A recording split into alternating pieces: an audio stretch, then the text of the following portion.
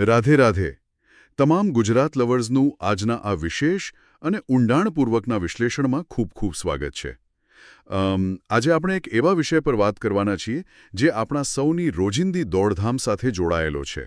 રાધે રાધે. હા, સાચું કહું તો આજની આપણી ચર્ચા બહુ જ રસપ્રદ અને આંખ ખોલી નાખે તેવી થવાની છે. બિલકુલ.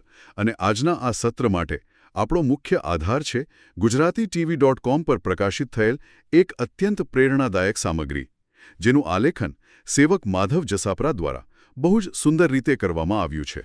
હા, અને આ સામગ્રી બીજું કંઈ નહીં, પણ શ્રી પ્રેમાનંદજી મહારાજના 15મી માર્ચ 2026ના રોજ યોજાયેલા સત્સંગના ગહન વિચારોનો એકદમ નિચોડ છે. સાચી વાત છે. તો આજના આપણા આ સત્રનું લક્ષ્ય બહુ જ સ્પષ્ટ છે. આ જે પ્રાચીન આધ્યાત્મિક જ્ઞાન છે ને, તેને આજના આધુનિક જીવનની એન્ઝાયટી અને તણાવ વચ્ચે આપણે કેવી રીતે ઉતારી શકીએ તે સમજવાનું છે. કારણ કે આજકાલ લોકો પાસે માહિતી તો બહુ છે, પણ એને જીવનમાં ઉતારવી અઘરી પડે છે. એક્ઝેક્ટલી. તો ચલો આ આખી બાબતને વિસ્તારથી સમજીએ. મારી સાથે આપણા નિષ્ણાત જોડાયેલા છે. જો આપણે પેલી મોનોપોલીની રમત રમીએ છે ને, જેમાં ખોટા પૈસા ભેગા કરીએ, મહારાજજીના સત્સંગમાં પણ એવી જ કંઈક વાત છે કે આપણે આખી જિંદગી રૂપિયો, મકાન, ભૌતિક સંપત્તિ પાછળ કાઢીએ છીએ. હા, એટલે કલ્પના કરો કે કોઈ વ્યક્તિ આખી જિંદગી રાત દિવસ એક કરીને સ્વાસ્થ્ય અને શાંતિનું બલિદાન આપીને બધું ભેગું કરે છે, પણ મૃત્યુ સમયે ખબર પડે છે કે આ બધી કરન્સી સાવ નકામી છે. અરે વાહ, આ તો બહુ મોટો ઝટકો કહેવાય. બિલકુલ ઝટકો લાગે. અને એટલે જ સત્સંગમાં સૌથી મોટો ભાર સાધુ સમાગમ અને સાધુ દર્શન પર મૂકવામાં આવ્યો છે. કારણ કે આ સંપત્તિની એક એક્સપાયરી ડેટ હોય છે. ક્યારે કયો રોગ શરીરને ઘેરી લેશે એની કોઈને ખબર નથી હોતી. હા, જીવન સાવ અનિશ્ચિત છે. પણ આજના ડિજિટલ યુગમાં આ સાધુ સમાગમનો વાસ્તવિક અર્થ શું સમજવો?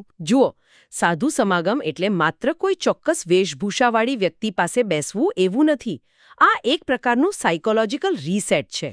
અચ્છા, સાયકોલોજીકલ રીસેટ. એ થોડું સમજાવશો? હા, એટલે એવા વ્યક્તિત્વના સંપર્કમાં આવવું જેઓ આ દુન્યવી મોહમાંથી સંપૂર્ણપણે મુક્ત છે. અને એના માટે કેટલાક કડક નિયમો અને આચરણ પણ સૂચવ્યા છે મહારાજજીએ. મેં વાંચ્યું તો એમાં કોઈ પણ પ્રકારનો નશો ન કરવો, દારૂ કે માંસથી એકદમ દૂર રહેવું. હા, અને પર સ્ત્રી કે પર પુરુષ તરફ ખરાબ દ્રષ્ટિ ન રાખવી, ઘરમાં ઠાકોરજી પધરાવીને નિરંતર નામ જપ કરવા. આ બધું બહુ જરૂરી છે. સાચી વાત છે. જો આ આખી વાતને હું આજના ટેકનોલોજીના સંદર્ભમાં કહું ને, તો મને એવું લાગે છે કે આ ભૌતિક સંપત્તિ છે ને, એ સ્માર્ટફોનની બેટરી જેવી છે. અરે વાહ, આ ઉદાહરણ સરસ છે. હા, એટલે એ ગમે ત્યારે પૂરી થઈ શકે છે. પણ નામ જપ અને સાધુ સમાગમ છે ને, એ ક્લાઉડ બેકઅપ સમાન છે. ડિવાઇસ ખોટકાઈ જાય તો પણ ડેટા હંમેશા સુરક્ષિત રહે છે. એકદમ સચોટ વાત કરી તમે. પણ જો આ ક્લાઉડ બેકઅપ લેવા માટે સિસ્ટમમાં કોઈ વાયરસ ન હોવો જોઈએ. હા, વાયરસ એટલે તમે પેલા નિયમોની વાત કરો છો. બિલકુલ. આ નશો ન કરવો, ખરાબ દૃષ્ટિ ન રાખવી, એ બધા આપણા મન માટે એન્ટીવાયરસનું કામ કરે છે. મન દૂષિત હશે તો ભજનરૂપી બેકઅપ ક્યારેય અપલોડ જ નહીં થાય. એટલે સંતોના માર્ગદર્શન વિના ભજન નથી થતું, અને ભજન વિના આપણા પાપ કે અશાંતિનો નાશ નથી થતો. એક્ઝેક્ટલી. સાચા માર્ગદર્શન વગર દિશા મળવી મુશ્કેલ છે. પણ ઉભા રહો, અહીં એક બહુ મોટો વિરોધાભાસ ઊભો થાય છે. એક પ્રશ્ન થાય મને. હા, ચોક્કસ પૂછો. ધારો કે કોઈ વ્યક્તિએ પોતાના મનમાં આ એન્ટીવાયરસ ઇન્સ્ટોલ કરી લીધો છે. એ કોઈ નશો નથી કરતા, એકદમ ઈમાનદારીથી જીવે છે, છતાં પણ તેમના જીવનમાં દુઃખ કેમ આવે છે? આ બહુ જ વ્યાજબી પ્રશ્ન છે. અને સત્સંગમાં હાજર ઈશુસિંહજી નામના સાધકે પણ આ જ પીડા વ્યક્ત કરી હતી. હા, કે ઈમાનદારીથી જીવવા છતાં સતત દર્દ કેમ મળે છે? જો બધું સાચું જ કરતા હોય તો સિસ્ટમ કેમ ક્રેશ થાય? અહીં સૌથી આકર્ષક બાબત એ છે કે મહારાજજીએ આનો જવાબ કોઈ ખોટા આશ્વાસનથી નથી આપ્યો. એમણે બહુ વાસ્તવિક વાત કરી. શું કીધું એમણે? એમણે સમજાવ્યું કે અત્યારે જે સારા આચરણ થઈ રહ્યા છે તે ઉત્તમ છે, પણ અત્યારે જે દુઃખ આવી રહ્યું છે ને, તે આજના ખાતાનું નથી. અચ્છા, એટલે જૂનું કંઈક પેન્ડિંગ છે એમ. બિલકુલ. આ પૂર્વકર્મોનું ફળ છે. કર્મનો સિદ્ધાંત છે કે તેને ભોગવ્યા વિના તે નષ્ટ થતું જ નથી.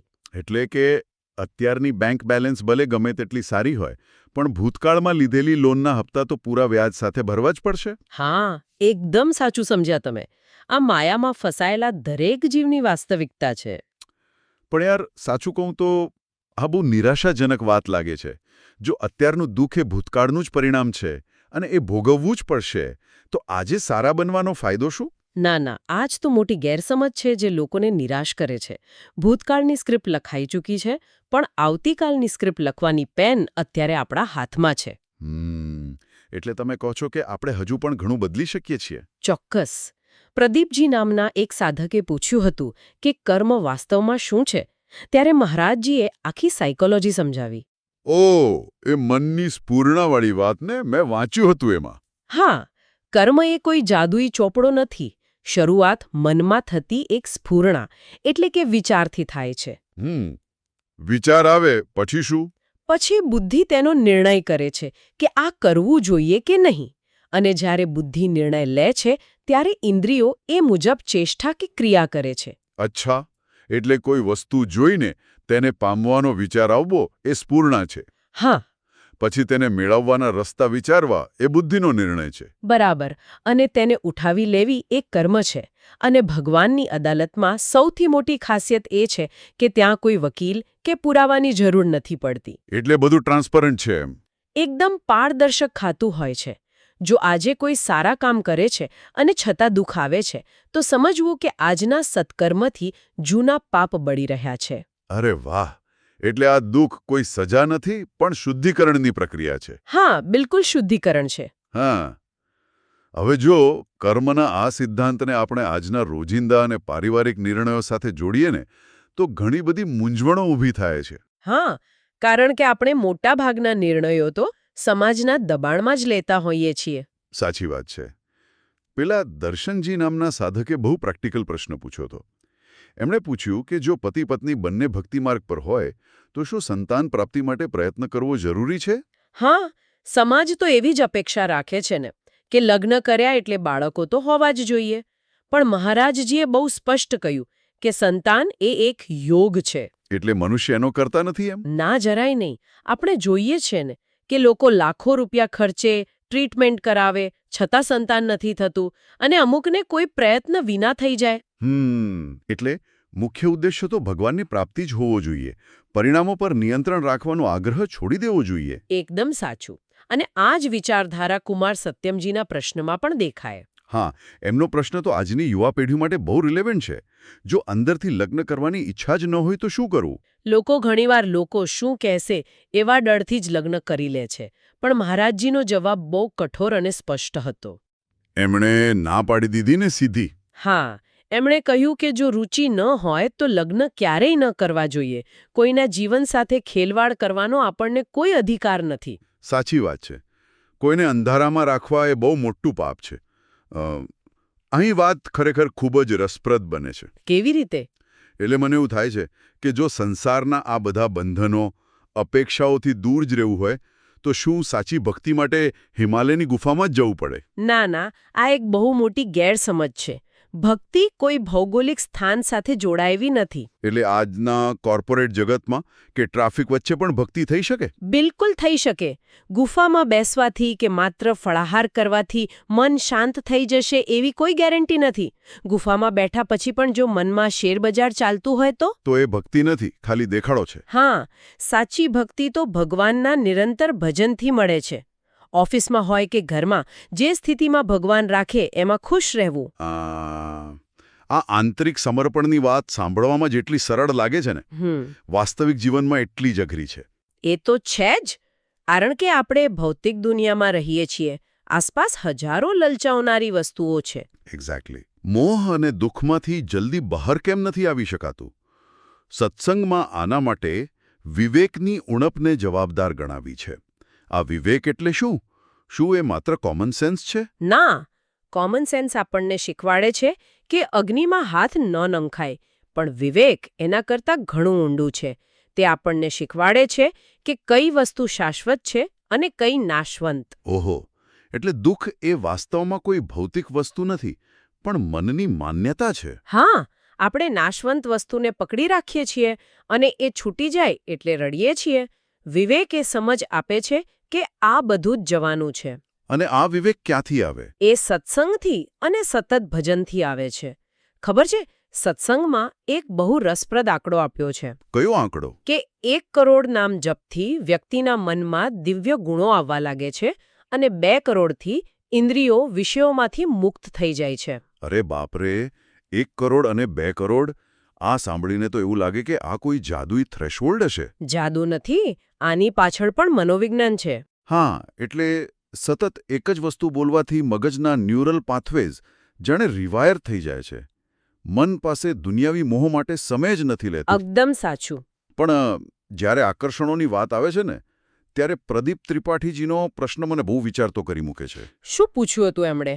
એમણે બહુ નિર્દોષતાથી પૂછ્યું કે ભગવાને આપણને આ ભોગોમાં ફસાવવા માટેના વિકલ્પો જ કેમ આપ્યા? સીધો રસ્તો જ કેમ ના આપ્યો? જો આપણે આ બાબતને વિશાળ દૃષ્ટિકોણથી જોઈએ તો મહારાજજીનું આનું ઉદાહરણ સીધું મગજમાં ઉતરી જાય એવું છે. શું ઉદાહરણ આપ્યું હતું? એમણે કહ્યું કે ભગવાનની સૃષ્ટિ પૂર્ણ છે અને પૂર્ણતા એટલે એમાં બધું જ હોવું જોઈએ. જેમ એક જ ઘરમાં રસોડું પણ હોય છે અને શૌચાલય પણ હોય છે. અરે વાહ! એટલે બંનેની પોતાની જરૂરિયાત છે. હા, તમે રસોડામાં શૌચક્રિયા ન કરી શકો અને શૌચાલયમાં જમવા ન બેસી શકો. આ સૃષ્ટિમાં અમૃત પણ છે અને ઝેર પણ છે. માઇન્ડ બ્લોઈંગ ઉદાહરણ છે આ તો. ભગવાને માણસને વિકલ્પો આપ્યા છે, પણ પસંદગી માટે બુદ્ધિ પણ આપી છે. બિલકુલ. અને સાચો રસ્તો બતાવવા સંતોનું માર્ગદર્શન પણ આપ્યું છે. પસંદગી આપણી પોતાની છે. પણ અહીં એક ડર લાગે. પરીક્ષિતજીએ પણ આ ડર વ્યક્ત કર્યો હતો કે જ્યારે ગુરુ શારીરિક રૂપે આ દુનિયામાંથી વિદાય લે તો પછી આ માર્ગદર્શન ક્યાંથી મળશે? નિરાધાર થઈ જવાનો ડર તો લાગે ને? હા, આ ડર દરેક સાધકના મનમાં ક્યારેક ને ક્યારેક ઉઠે જ છે. પણ મહારાજજીએ બહુ સહજતાથી ઉત્તર આપ્યો. શું કીધું એમણે?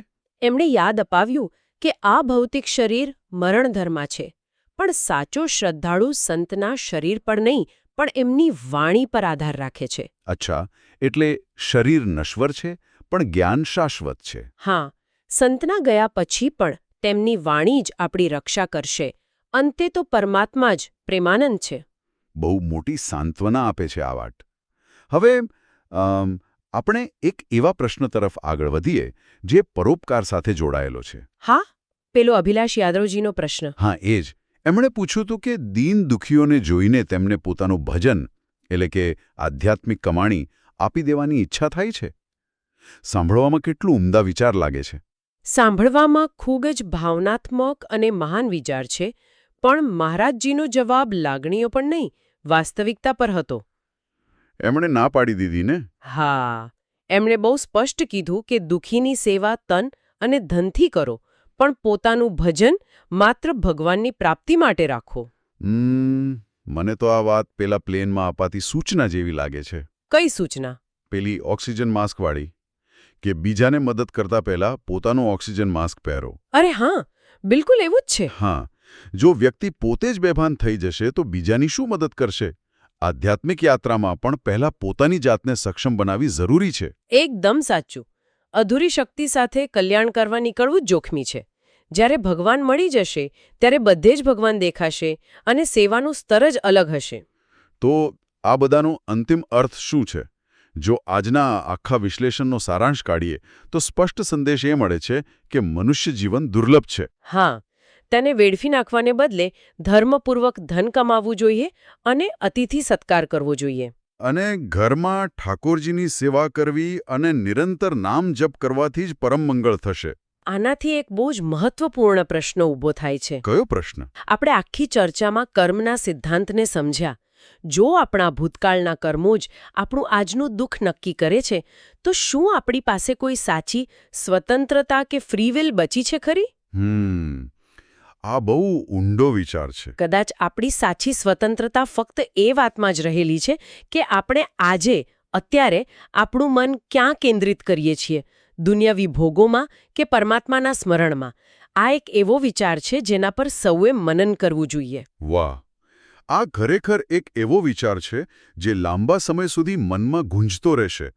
ભૂતકાળની સાંકળ ગમે તેટલી લાંબી હોય, આજની સભાનતાથી તેને તોડી શકાય છે. સાચી વાત છે. આજે આપણે જે પણ આ અદ્ભુત માહિતીની ચર્ચા કરી છે તે સેવક માધવ જસાપરા દ્વારા આલેખિત કરવામાં આવી છે અને આ બધું આપણને gujaratiTV.comના સૌજન્યથી પ્રાપ્ત થયું છે. હા, આટલી સરળ ભાષામાં આધ્યાત્મિકતા પીરસવા માટે એમનો આભાર. તમામ ગુજરાત લવર્સને એક ખાસ વિનંતી છે કે અમારી ચેનલને લાઇક, શેર, સબસ્ક્રાઇબ કરવાનું ચૂકશો નહીં. અને હા, કોમેન્ટ બોક્સમાં તમારો રિવ્યૂ ચોક્કસ લખીને મોકલો. હા, તમારા વિચારો જાણવા અમે આતુર છીએ. અને છેલ્લે યાદ રાખજો કે જીવનરૂપી ડિવાઇસની બેટરી ક્યારે પૂરી થાય એની ખાતરી નથી. એટલે નામજપરૂપી ક્લાઉડ બેકઅપ લેતા રહેજો. રાધે રાધે. રાધે રાધે.